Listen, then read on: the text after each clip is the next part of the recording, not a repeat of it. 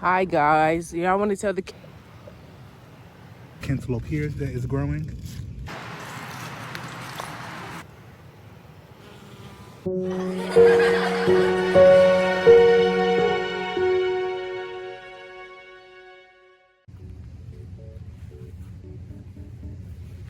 Hey guys, Eric here in the school garden, just doing a little harvesting. Welcome back to our channel.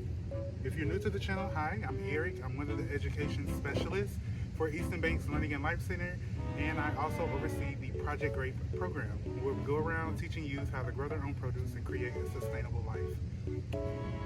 In today's video, we're just doing some harvesting, talking about what's happening in the garden, and we did want to have a quick discussion on like organic food and the importance of knowing at least how to grow your own food, even if you don't practice it right now.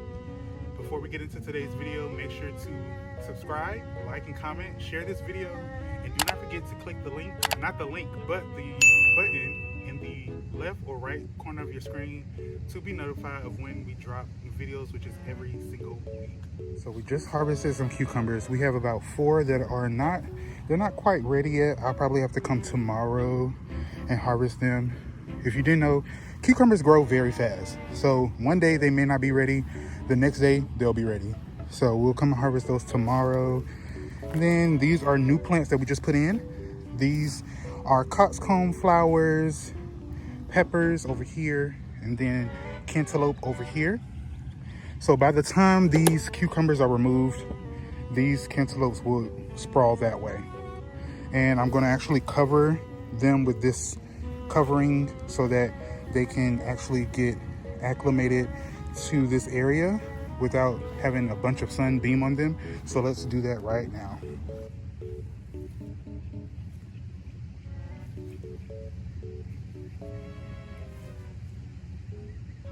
Just a few beans that are ready to be harvested. Let's go ahead and do that.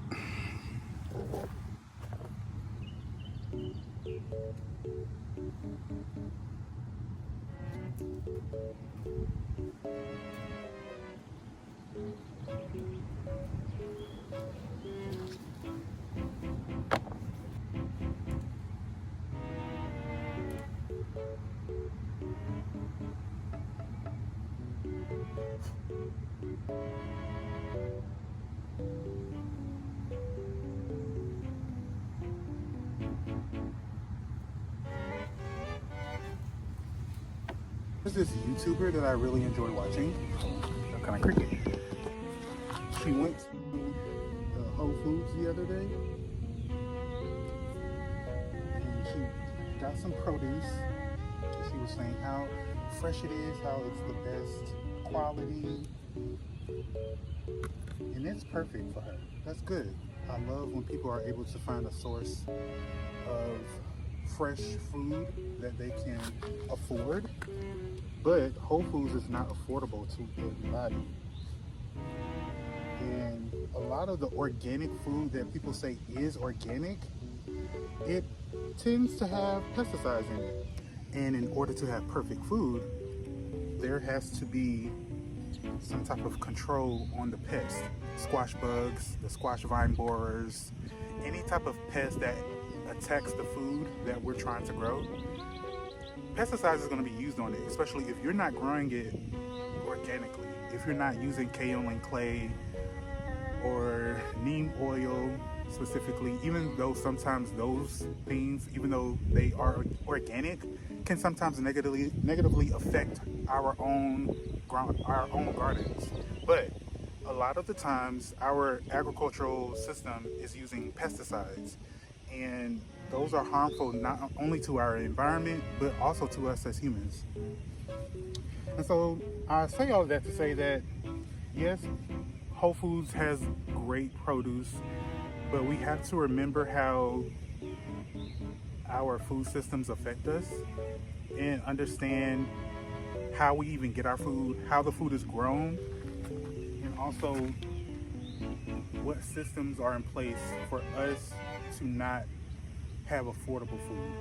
And So with our students, we talk a lot about food deserts, how they're created, the purpose of them even being created, because food should be available at low cost to everybody. Everybody has to eat. And nobody wants to eat bad food. We all love good food, but it's important to understand what a food desert is and how it negatively impacts entire communities.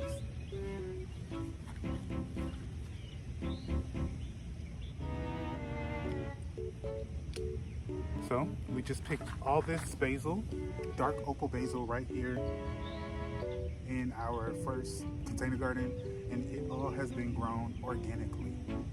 The only thing we've sprayed near it was kaolin clay, and kaolin clay doesn't harm any other insect but the insects that chew on the plants that have the kaolin clay on it. So this is free food that we've gotten time and time again. And as we come in the wind tunnel, here is the second container garden.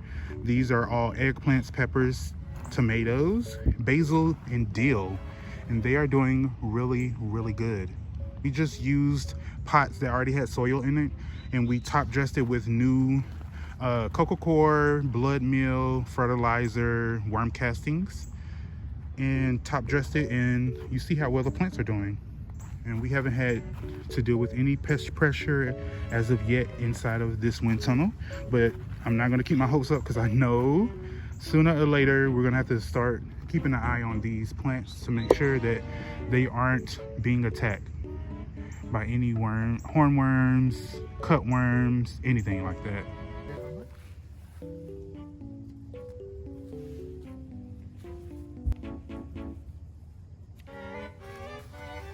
This little beauty. There are edamame ready, so I'm wondering, should I go ahead and start the harvest of the edamame? Because they are plump. That's when you want to harvest them. So I'm gonna go ahead, we're gonna harvest some edamame today. So let's get to that.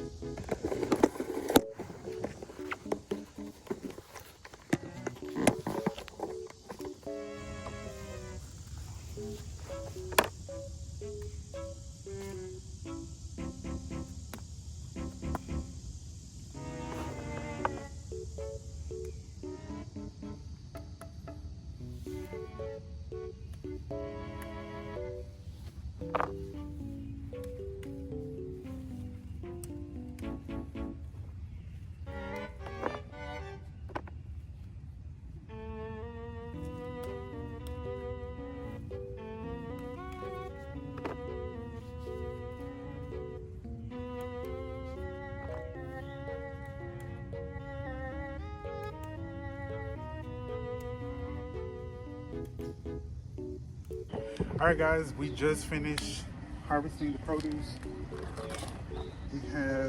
We don't have a lot, but that's only because we already harvested a few days ago. So we have a bunch of edamame, we have some green beans, tomatoes, cucumbers, basil, one squash, some dill, and two different basils. We have the dark opal basil, and then we have the blue spice basil. And then we have this lovely bouquet of flowers. It's so pretty. That's all that we have for you guys today. I know it's a short video, but we are already posted our garden tour, so check that video out. Let us know what you guys thought of today's video in the comments. Make sure to subscribe, like, and comment. Follow us on our socials. We can be found on Facebook and Instagram at EBLLCINC, and on TikTok at Project Great. Thank you guys so much for watching. Make sure to check out all of the other videos and content that we have on our channel. Join our newsletter by clicking the link in the description box. Also, check out our merch storefront, link in the description box as well. And we'll see you all later in the garden. Bye.